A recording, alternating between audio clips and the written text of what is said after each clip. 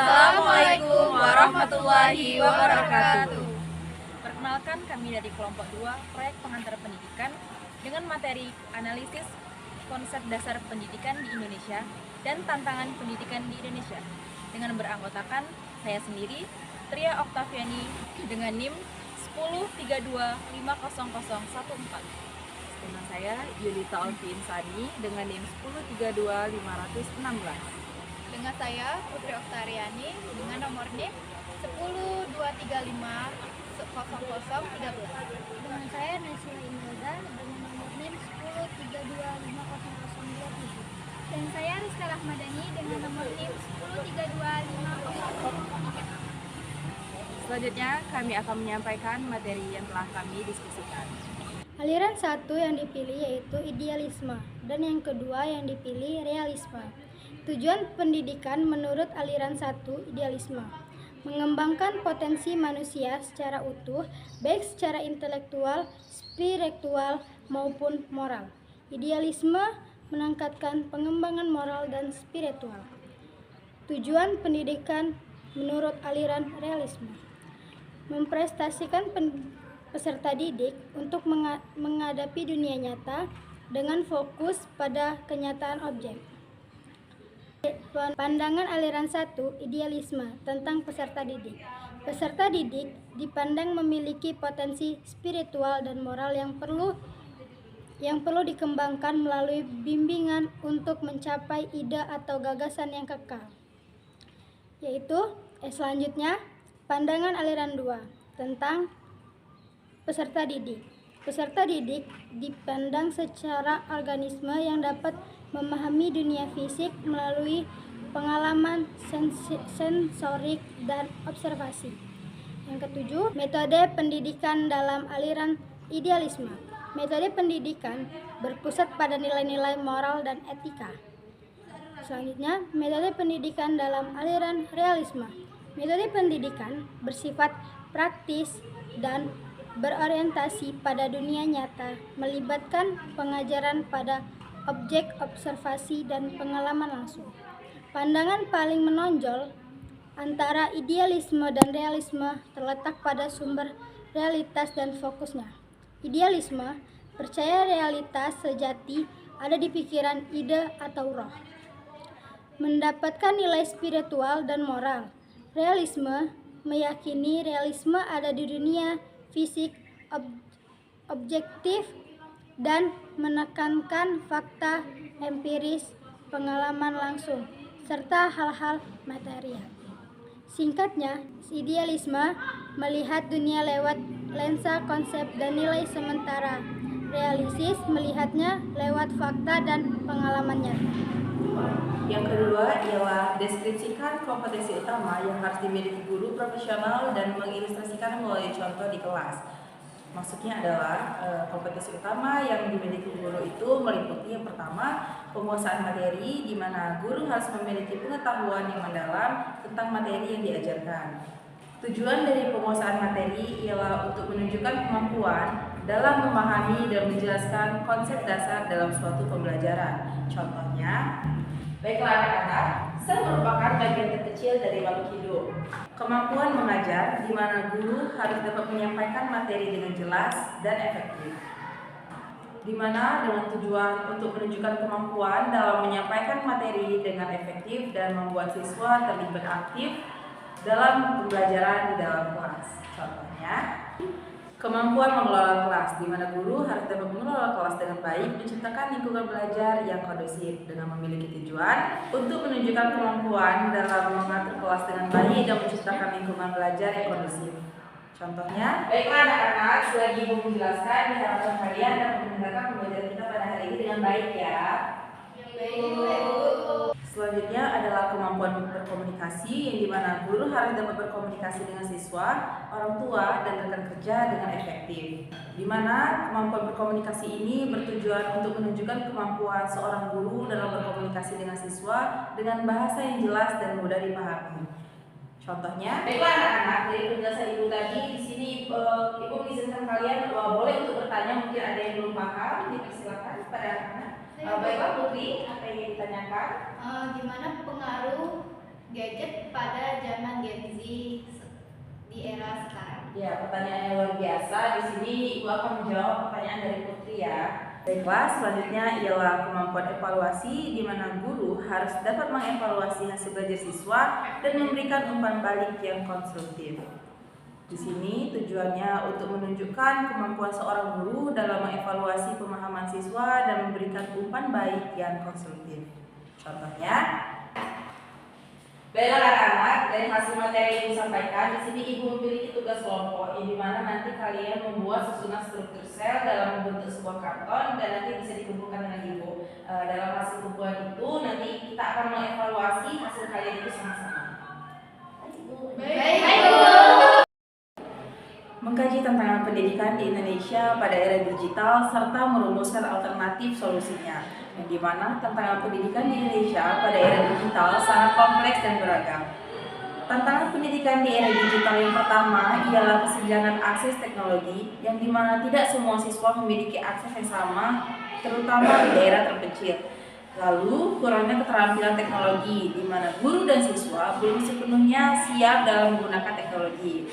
Yang ketiga, kurikulum yang tidak relevan, di mana kurikulum pendidikan belum sepenuhnya sesuai dengan kebutuhan dunia kerja. Lalu, keterbatasan infrastruktur, di mana infrastruktur teknologi masih terbatas di beberapa daerah. Lalu yang terakhir adalah keamanan data, yang kita ketahui keamanan data siswa menjadi perhatian utama. Alternatif solusinya yang pertama ialah memperluas akses teknologi. Pemerintah dan lembaga swasta harus bekerjasama untuk menyediakan infrastruktur teknologi yang memadai. Lalu pelatihan guru, di mana guru harus diberikan pelatihan yang memadai untuk meningkatkan keterampilan teknologi mereka. Pembaruan kurikulum, yang dimana kurikulum pendidikan harus diperbarui untuk sesuai dengan kebutuhan dunia kerja. Lalu, peningkatan literasi digital, di mana siswa dan guru harus diberikan literasi digital yang memadai.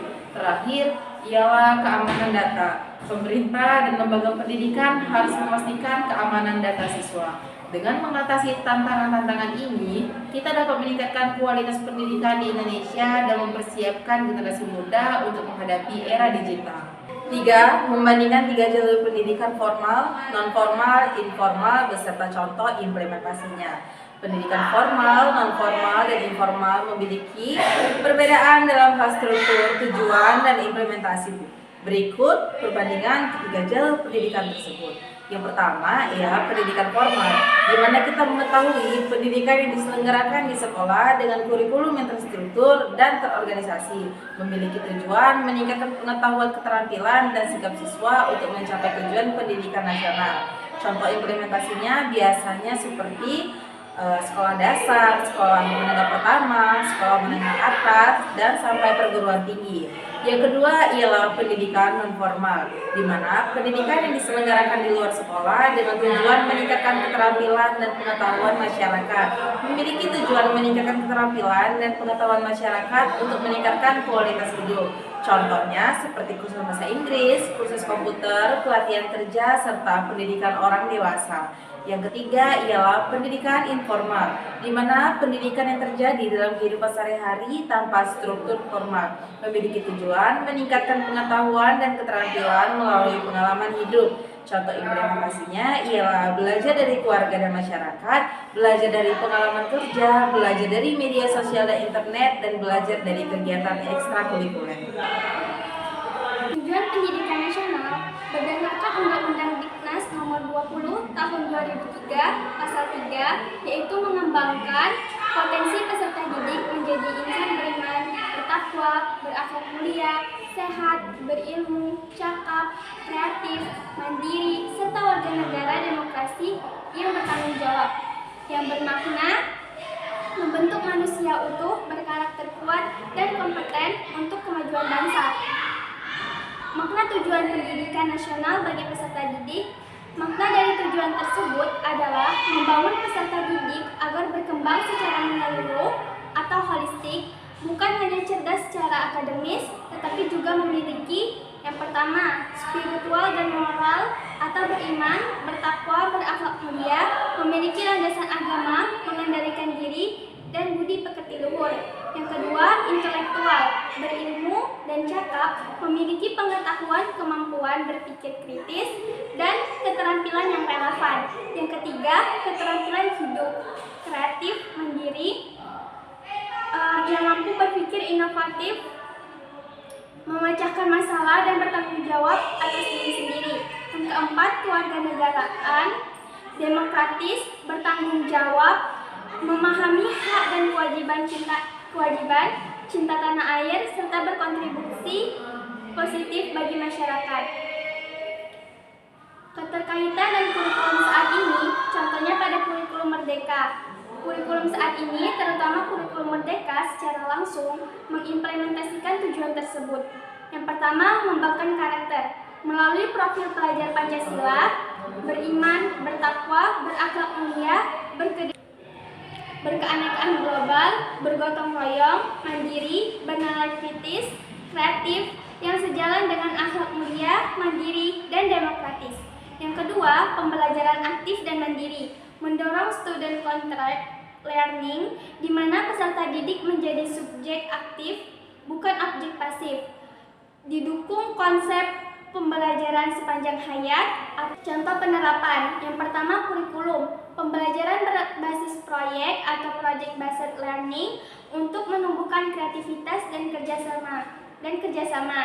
Yang kedua, kegiatan sekolah, program-program Jumat Berkah, akhlak mulia, kegiatan pramuka atau mandiri bertanggung jawab, dan debat, bernalar kritis dan demokrasi. Yang ketiga, metode pembelajaran, diskusi kelompok seperti gotong royong, bernalar kritis, metode STEM atau Sains Teknologi Learning Matematika untuk meningkatkan kecakapan dan kreativitas.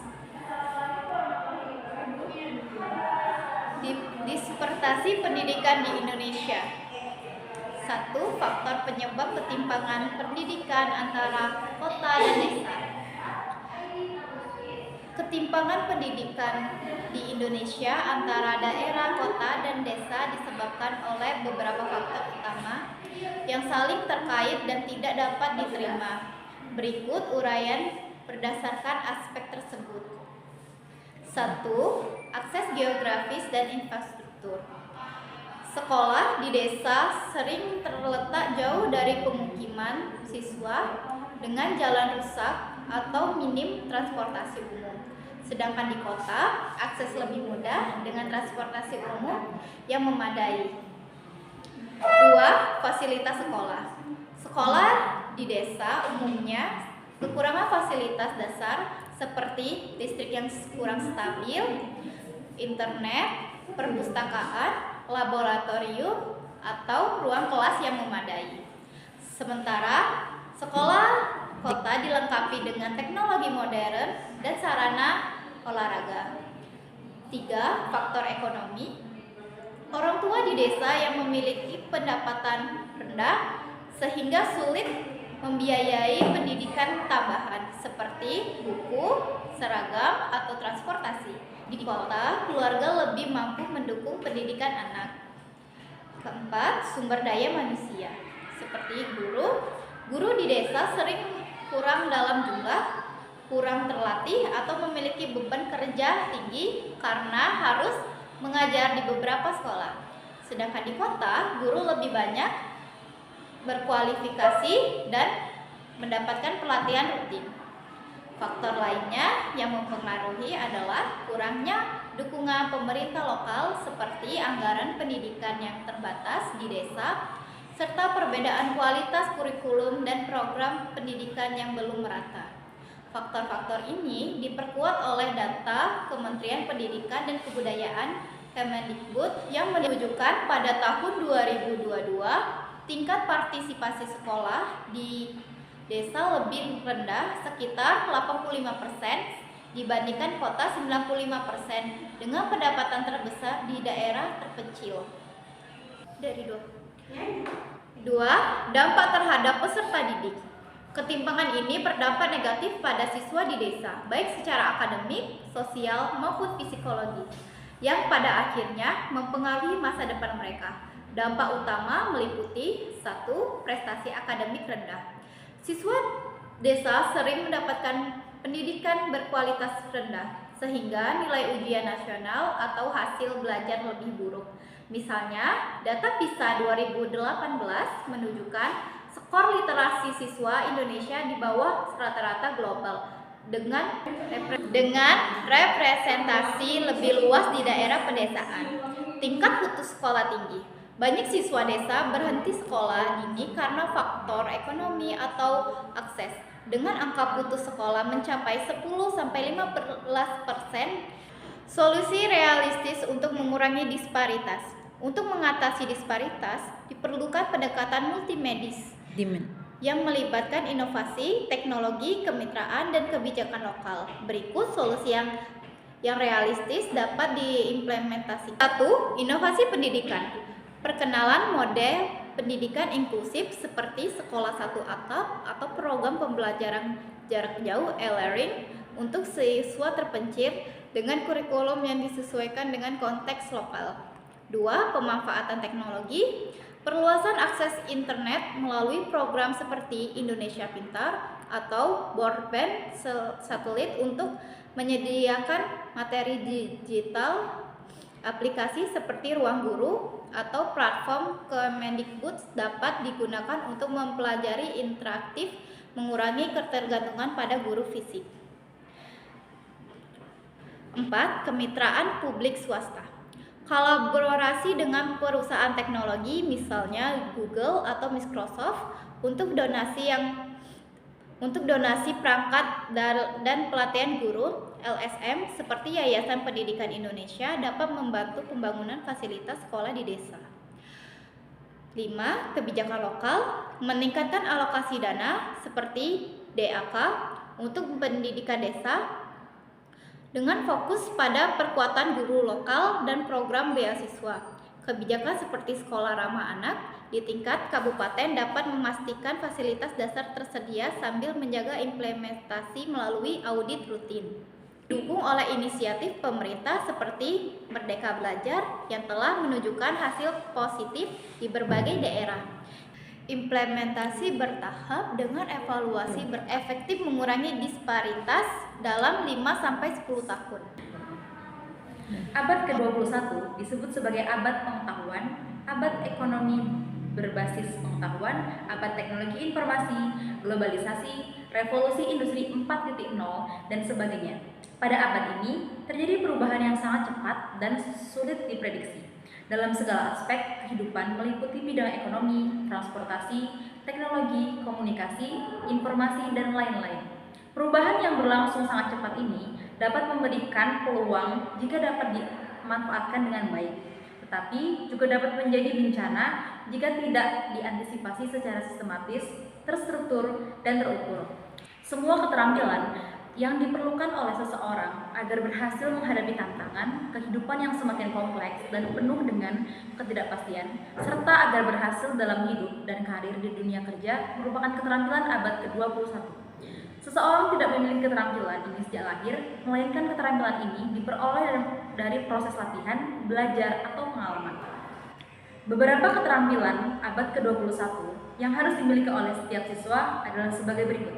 Yang pertama, critical thinking and problem solving, berpikir kritis dan memecahkan masalah, yaitu keterampilan siswa dalam mengemukakan pendapat, menganalisis pertanyaan, dan mengajukan pertanyaan lanjutan, mengevaluasi berbagai sudut pandang atau sumber informasi, serta menarik kesimpulan yang sesuai berdasarkan bukti dan hasil penalaran dalam menerapkan strategi untuk memecahkan masalah. Yang kedua, creativity and innovation, kreatif dan inovatif, merupakan keterampilan siswa dalam menggunakan berbagai cara dalam menciptakan ide baru serta mengelaborasi ide tersebut untuk mampu menghasilkan dan memperbaiki solusi dari masalah atau tugas yang kompleks berdasarkan hasil sintesis, analisis, dan kemudian menggabungkan atau menyajikan apa yang telah mereka pelajari dengan cara baru dan orisinil. Yang ketiga, collaboration atau kolaborasi, merupakan salah satu keterampilan abad ke-21 yang menuntut siswa untuk bekerja secara efektif dan sistematis dalam berbagai kelompok. bertanggung jawab pada diri sendiri, menghargai, dan membantu anggota kelompok untuk memecahkan masalah dalam mencapai tujuan bersama. Keterampilan siswa dalam mengutarakan segala pemikirannya, baik secara lisan maupun tulisan, dalam rangka mengembangkan kemampuan dirinya dalam kegiatan belajar dan menghadapi tantangan abad ke-21. Yang terakhir adalah literasi digital.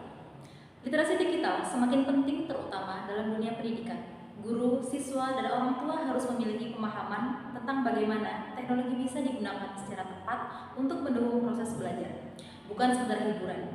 Namun, kenyataannya masih banyak yang menganggap literasi digital hanya sebatas keterampilan teknis. Padahal, literasi digital juga mencakup aspek sosial. Budaya, dan etika. Secara sederhana, literasi digital adalah kemampuan untuk menemukan, memahami, mengevaluasi, menciptakan, dan mengkomunikasikan informasi dengan menggunakan teknologi digital. Literasi digital mencakup dua dimensi utama. Dimensi teknis, yakni keterampilan menggunakan perangkat digital dan aplikasi, dan dimensi kognitif dan sosial, yakni kemampuan berpikir kritis, memahami konteks, serta bersikap etis dalam berinteraksi di ruang digital. Kemudian, abad 21 ditandai dengan derasnya arus informasi. Setiap hari, jutaan data baru muncul di internet, artikel, video, berita, iklan, hingga konten media sosial. Kondisi ini menghadirkan dua tantangan utama. Kemudian, abad 21 ditandai dengan derasnya arus informasi. Setiap hari, video, berita, iklan, hingga konten media sosial. Kondisi ini menghadirkan dua tantangan utama. Informasi yang berlimpah dan informasi yang belum tentu benar. Literasi digital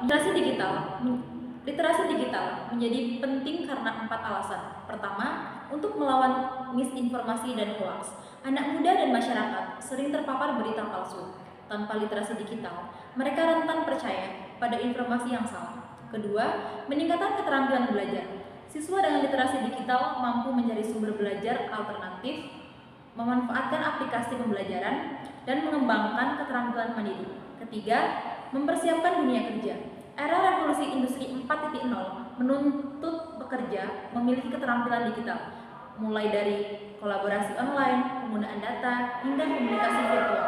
Keempat, membentuk warga digital yang bertanggung jawab. Literasi digital juga terkait etika, bagaimana bersikap sopan di media sosial, menghargai privasi orang lain, serta menghindari penyalahgunaan teknologi. Baiklah, itulah tadi penyampaian materi dari kami yang telah kami diskusikan. Kami ucapkan terima kasih. Kami akhiri. Wassalamualaikum warahmatullahi wabarakatuh.